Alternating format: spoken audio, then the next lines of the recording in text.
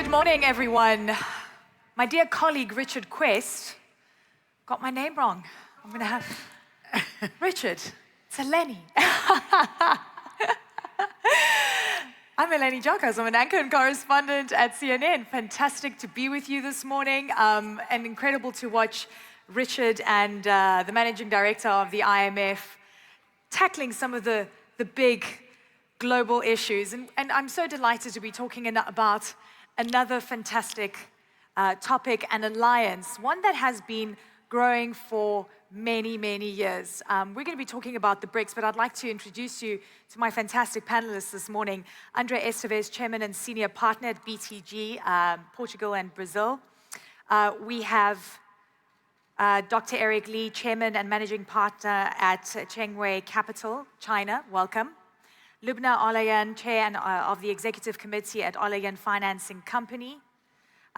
Dr. Anish Shah, Managing Director and CEO of Mahindra Group India. And we've also got Magda, Wierzycka, co-founder and CEO at Signia from South Africa. We basically have representation from all the Brics nations. We're missing a few, though. Fantastic to have you with us, and welcome. Look, the conversation about Brics has been gaining momentum for quite some time, and we have a fantastic graphic that we'd like to put up for you today to take a look at what it means economically. The Brics nations, if we could get that up, I think it's on standby.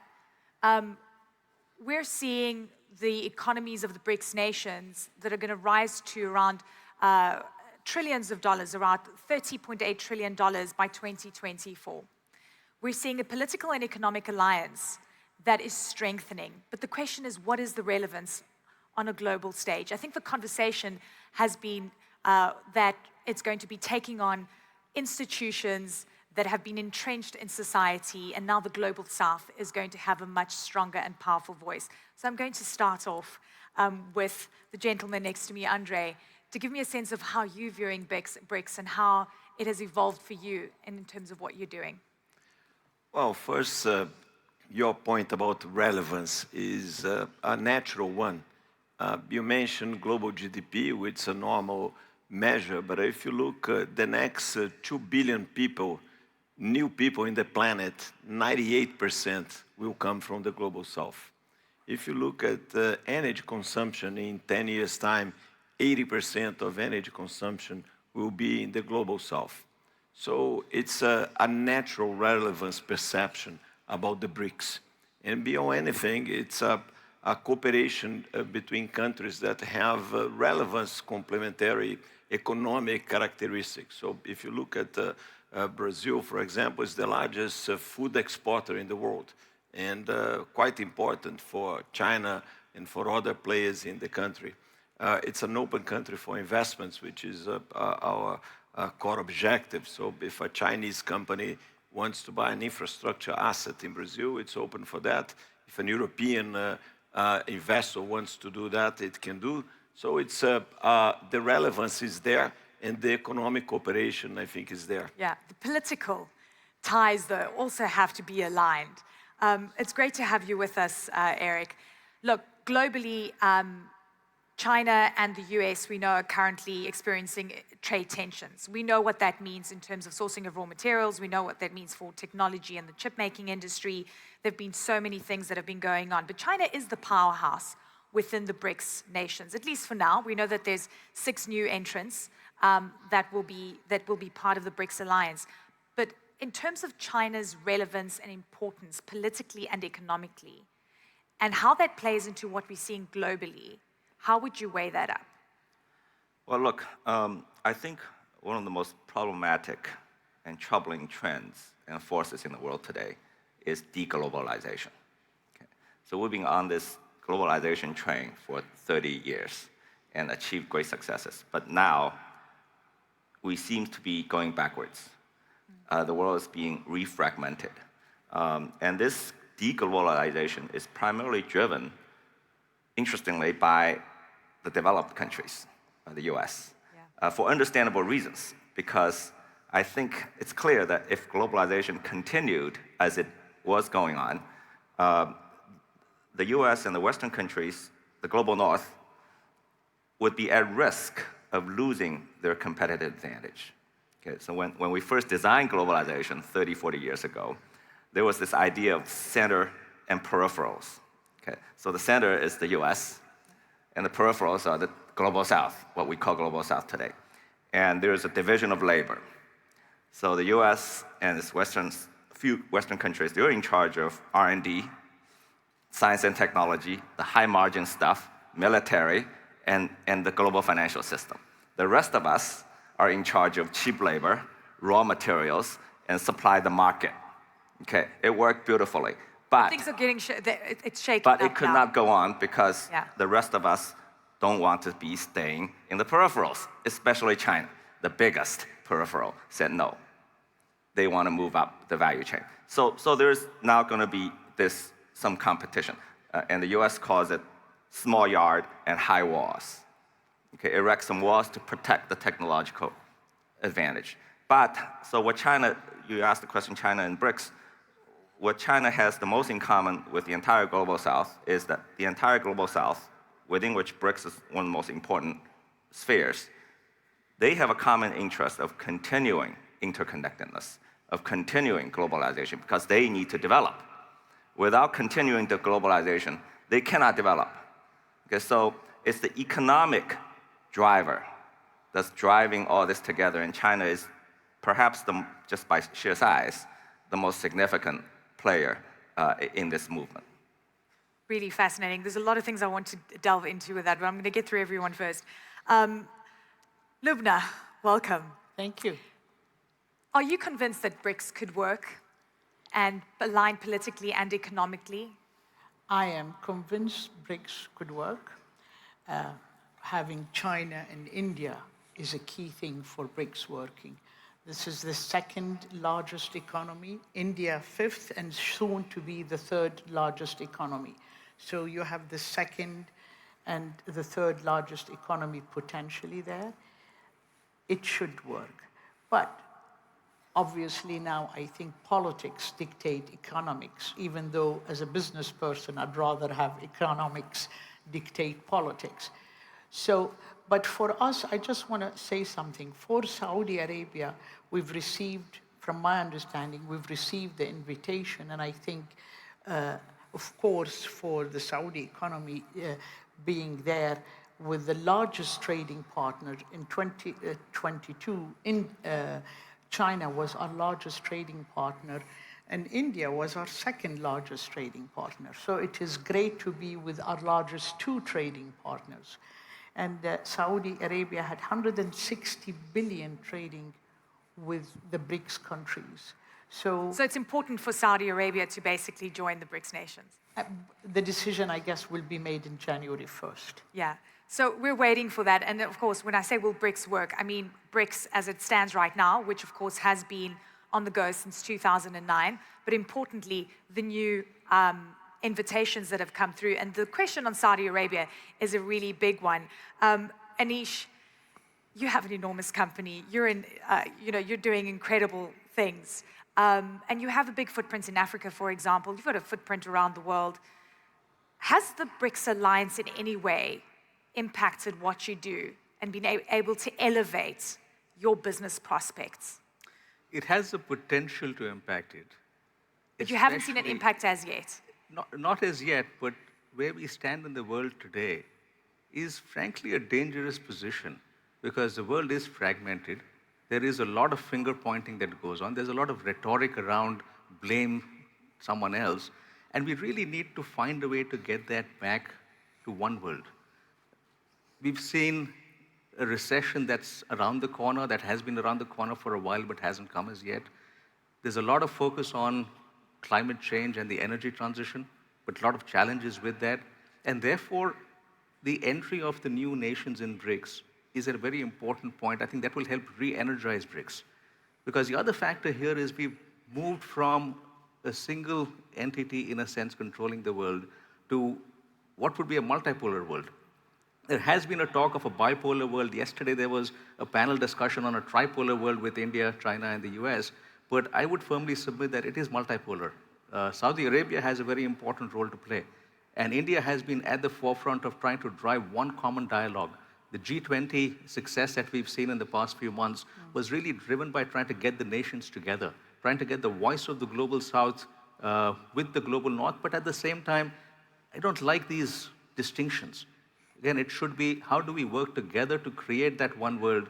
It will require a lot of effort, but the gains are significant as we go ahead there. Yeah, and really interesting. We're going to get into why the global north is afraid of the global south. But Magda, before we get into that question, you know, South Africa was added to the BRIC nations after the term BRIC was coined.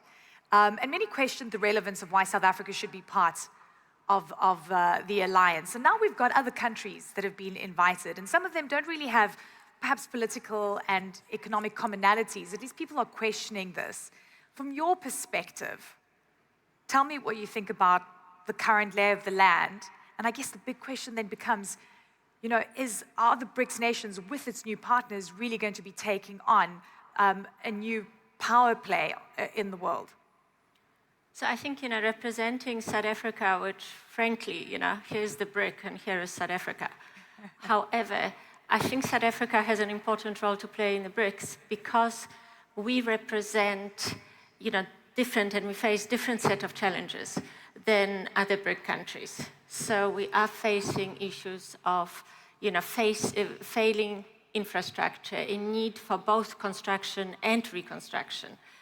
I think we disproportionately face the issues such as climate change, simply because, you know, we do have to focus more than others on issues such as food security, healthcare, education, you know, the impact of global change on agriculture provision. I also think that countries like South Africa, and possibly, you know, I'm out of line representing other African nations in the BRICS, I think we've got further unique challenges and threats. One of them being perversely AI and the fact that, as we all know, potential to eliminate white-collar jobs, that's a massive concern in the North. But let's be clear, it's an even greater concern in the global South and emerging economies where we are being left behind. Elimination of white-collar jobs in a country like South Africa is catastrophic because white-collar jobs constitute 10% of our taxpayer base.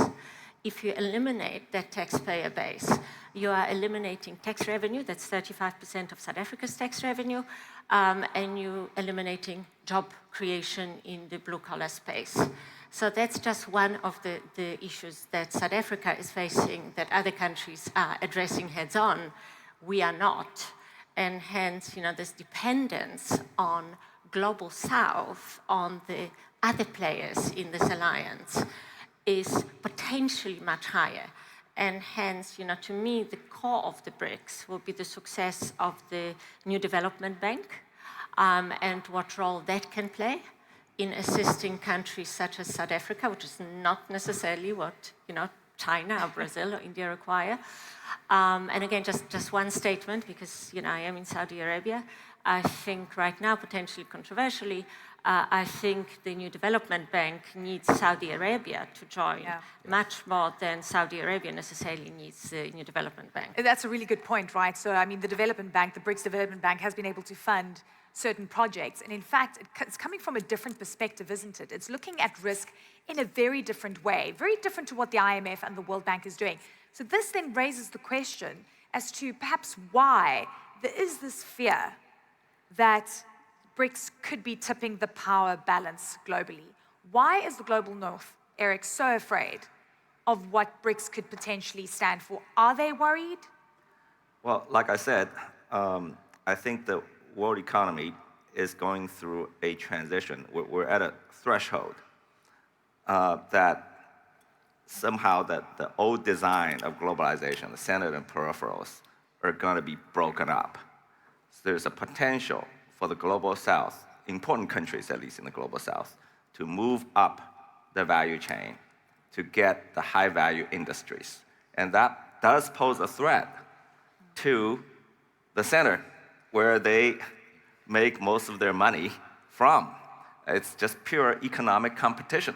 But of course, when you have economic competition, when you are afraid that you may not be able to compete economically, you bring in politics sometimes. So basically, this is not good news for the global north, basically. They're watching closely and saying, listen, we're going to lose part of these value chains. It doesn't make sense for us. It should be good news because it could, if we're in a healthier psychological conditions, they ought to be able to reform and improve their infrastructure, improve their education to compete better, and everybody gets better. Yeah. But things don't work out always like that. Always like that. And you mentioned the political element. We'll get back to you. André. I want to talk a little bit more about this increase in the value chain that Eric mentioned.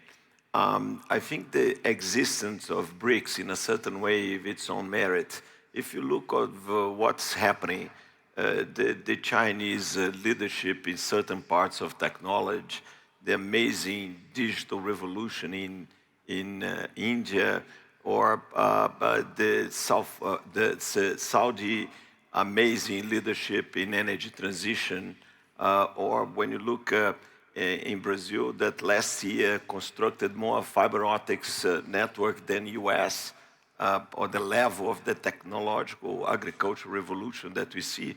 So the Brics, I think, developed a lot and lead the number of the technology revolution sub-segments at this stage, which I think is quite healthy for the world. This more multipolar world, I think, is quite healthy for not only for the global south, especially these countries, their societies need more, but it's healthy for everybody in the planet. And I do see this with a positive note. And I think it will be a source of stabilization, not a source of destabilization on the long term. That's a really good point. I think we've been reading so much about, what the Brics could mean. And I think because Russia's in the alliance, people are also looking at it through the lens of political affiliations, political commonalities.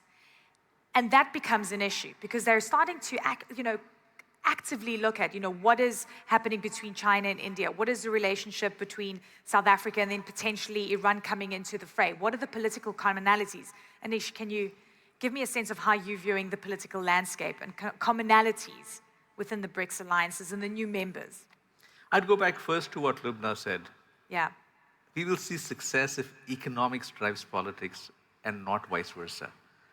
So it's very important for us to really look at what we need to do to address the challenges of the world. It's very easy to get into, again, a finger-pointing blame game and a politics-driven agenda. But can economics trump the politics? Because sometimes the politics becomes really difficult to handle. Economics can trump the politics, and we've seen that. And we've seen a golden age of development when that has happened. And we are in 100 countries with 260,000 employees. We interact a lot with various governments around the world. And I would say that in our interactions with the developed countries as well, they are looking for stability in the world as well. It's not as if there seems to be sort of an economic war. Yes, there may be a perception around that. But the world is looking for more stability. It's looking for growth. That's the biggest challenge we face today. We have to commonly address climate change and the energy transition. Those are the issues we should be focused more on, not really as much on the politics. And when we can get there, and that's what we are hoping Brics can help elevate, that's we are hoping that India can play a greater role, Saudi Arabia can play a greater role in doing that. I think when we work together to do that, that's really when we will succeed. Yeah. Lubna, I think, if I may say something, I think as business people, you said, can economics trump politics? As business people, we have to continuously try to navigate the business landscape and avoid politics. I mean, that's the reality of it. If we want to operate in all parts of the world, we have to really navigate it very carefully, all of us, no matter where we're from. So that's very important. But can we ignore politics? No. We have to navigate through it, be very sensitive to it, but unfortunately, we cannot ignore politics. We have to do our best to see, where we can. The interesting thing, as I told you, Eleni, I had to do a deep dive crash course on... This is why your observations are important, because you had to do the deep dive. You've come up with things that perhaps we haven't noticed. Yeah, but one of the things is, if we look at the G20 includes the G7, the global north. I mean, and it includes the 5 BRICS plus Mexico, Turkey, and Indonesia. So, and I agree with Anish, we need really multipolar world, multi-economic world. So there is no reason why we can't all work together, and why can't we have North economies and the Southern economies survive. But I do hope, as we all talked, is that the economics would lead the way. Yeah, I mean, one thing that's come across for me over the years is just generally the global south has been feeling ostracized or ignored on global issues. You know, whether it comes to climate change conversations, whether it's having a seat at the G7 or just, you know, what presence they have at the G20, it was always the other voices. Magda, do you think that the BRICS could offer that alternative voice at a level where it is taken seriously and it's a strong enough alliance where, like, look, the BRICS nations have spoken and this is what they're saying and this is their plan? Absolutely. I think, you know, the biggest weakness of the BRICS could be if it is perceived as a political alliance rather than an economic alliance. And, you know, one way of avoiding it is for there to be a much greater business-to-business collaboration within the BRICS, as opposed to this focus on potentially commingling and political cooperation, which is the perception, and as we know, you know, perception matters. At the same time, I think at the core of the potential threat to the North, or global North, is the fact that if there is sufficient collaboration at the BRICS level, including, you know, countries in Africa, countries such as South Africa, then all of a sudden you've got the opportunity for the new development bank, sorry, I'm focusing on that, to actually present a very viable alternative to IMF, for that matter, or the World Bank, and I think that is essential. In addition to that, I think the Global South, with sufficient level of cooperation on potentially non-strategic issues, could truly threaten not only the kind of economic alliance that's up in the North, but also business interests in the North. And I'll use the example just because, you know, it's kind of my favorite one. And that is that, you know, we've got the youngest growing population in Africa in particular, but India. And that's a population of youngsters who are very dependent on digital communication. At the same time, we are the countries that are facing the biggest electricity constraints, not necessarily in Saudi, but electrical constraints in the world. And hence, there is a dependence and growing dependence on, in terms of digital communication, on satellites and satellite communication. Now, I find it incredibly worrying, and this is where I think BRICS have huge opportunity to collaborate, is, you know, I find it incredibly worrying that there is one person, private sector, US, who at the moment controls digital satellite-based communication at kind of, you know, the low orbit flying level satellites, 4,500 satellites up in the air, by one man, Elon Musk, and he is able to consequently influence politics as it stands at the moment. So this is where, you know, we've got this opportunity, which is a non-strategic opportunity to enable the Global South and enable this communication, which needs to happen, and hence enable our youth and the young population in, again, I'll talk to Africa because of electricity constraints, to influence the narrative of the Global South, as opposed to just being led by the Global North. And there's no reason that that shouldn't happen, because the Global South, apart from the incredible human capital that's available, I think the Global South has the world's largest reserves of most commodities and resources. I want to get the audience involved. And I'd love to hear from you. Please raise your hand. Do you believe the BRICS alliance, with the new members that have been invited, could unseat the Western-dominated financial institutions? Yes or no? Yes. Tell me whether you think. Could they? Raise your hands. Do you believe that? Only one person? Okay, we've got a few more people getting involved. Do you believe that BRICS could unseat Western-dominated institutions? Only a few of you. So the rest of you don't believe that it could happen. So that's really interesting. That's a really interesting. Why do you think that is?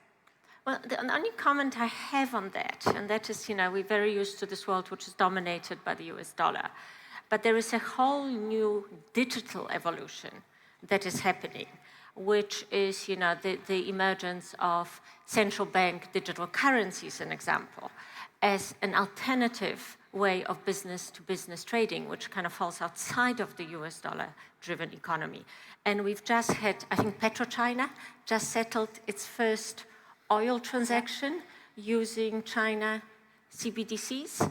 And there is absolutely no reason with sufficient political central bank willpower and cooperation, one cannot develop, going into the future, looking at the digital world, develop an alternative trading mechanism and this dependence on the US dollar as the global currency. So I want to get André into this, and then Anish, I'll come to you. André, what do you think? I mean, one of the big things is the currency issue. Can we circumvent the US dollar? Can we trade with our own currencies? I think it's a natural evolution, right? We mentioned here the Brics against G7, and again, I see a direction of a multipolar world as a clear one, because we didn't jump from the G7 to Brics. It was G7, then the main body of global governance became G20, and then we created COPs that will be here in Emirates in 1 week or in a few weeks, and the big COP of 25 will be in Brazil. So we have already an evolution. Yeah. And I'm bullish with this cross-fertilization among Brics, economic cooperation. And as I said in the beginning, in a positive tone, many of the Brics are well ahead of the challenge of the developed world, if you want. So if you take Brazil, the energy matrix is 85% renewables, the largest in G7. I mentioned digitalization in India or the technological evolution in China. So we do have a lot of achievements. You're talking about payments. The payment system in Brazil is more advanced than in the US. So these natural evolutions, I think, will create a multipolar world, which include other currencies, or eventually digital currencies, mostly central bank digital currencies, as payments of means, without big geopolitical drama, but as a natural evolution and consequence of this great cross-fertilization of more open economies among itself, like we are today. This neutrality of the key big BRIC countries, all of those present here, I think is very positive for the countries, for global population, and including for G7. Anish, you wanted to weigh in? Yeah, I think it's the wrong narrative.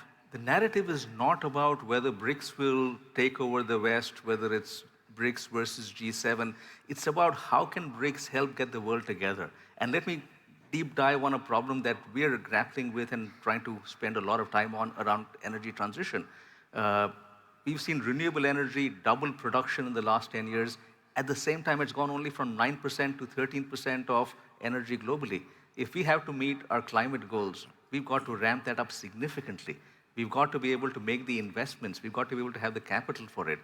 And capital, as we've discussed again in some of the panels yesterday, is freely available in places like India, where you've got the right governance systems, where you've got the right projects that have been planned. And how can we share that across the world? How can we collaborate? I think the focus should be on collaboration. And when we do that, that's when we will really make a difference, and that's when BRICS will succeed. And really fascinating, because you're saying it's the wrong narrative, right? It's not about whether we can, outseat the US. But that's been the conversation. Beware. We could be looking at de-dollarization. Watch the BRICS. They're rising. And what does this actually mean if Saudi Arabia joins and then there's like a big injection of money?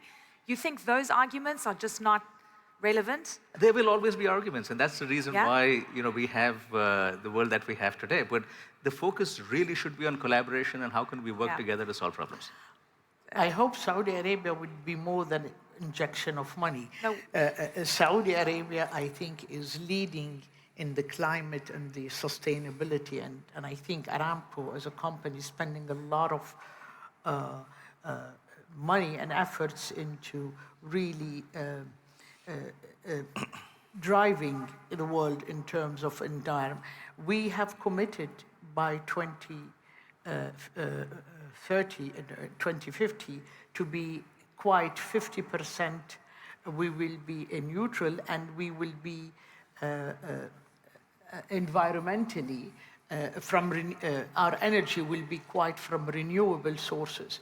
But I want to go back to the BRICS. I think what we hope to is the BRICS to, if they are to become an economic power, we have to invest, we have FDI within our countries.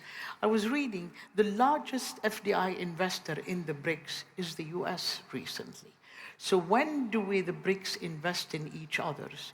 When do our trade, the intra-trade between the BRICS really increase? And I think that would be a sort of a success of the economic alliance of the Inter-trade BRICS. is already happening. It is But happening. investment will follow, I think. I should. That is, I think it's happening too. Yeah. The Within the FDI BRICS, is the BRICS. cross-fertilizer of BRICS. but 2022, the largest FDI investor in the BRICS has been the US. Yes.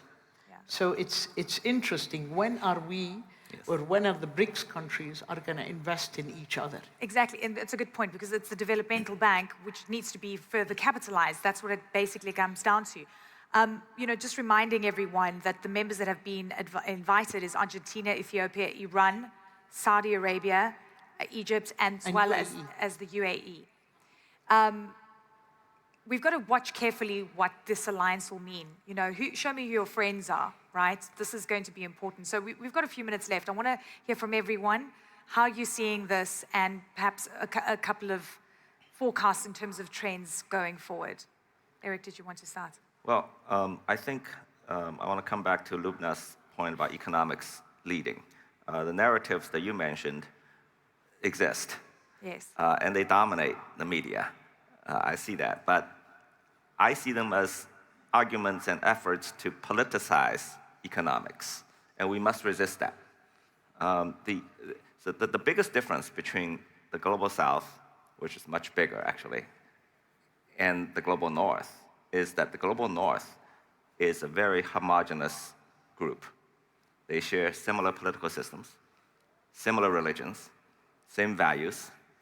The global south is highly diverse, highly pluralistic, totally different religious backgrounds, different cultures, totally different political systems, maybe even different values. We only share one thing in common, economics.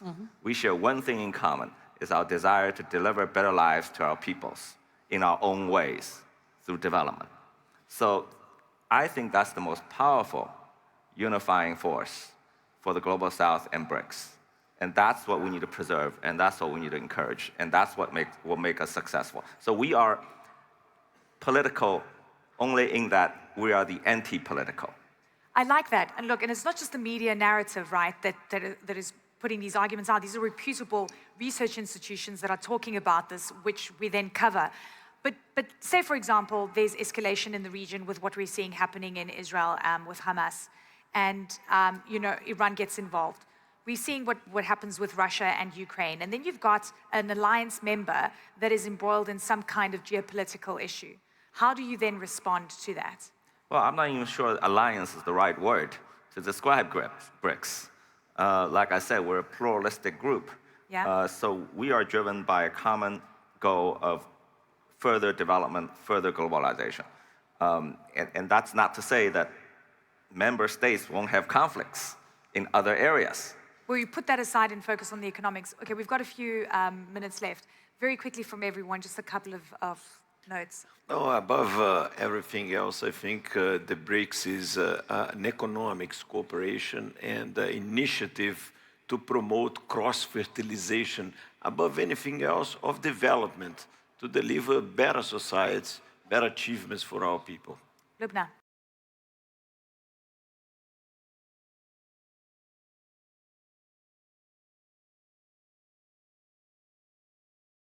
The economic benefit of all the countries, and it's a great power, economic power that will emerge. Anish. I'd like to end on a note of optimism. Yes. I agree with André that BRICS is really a means for economic cooperation. And I do believe that all the stakeholders around the world do recognize the fact that development and growth should be the primary agenda that will solve a lot of the problems we have today.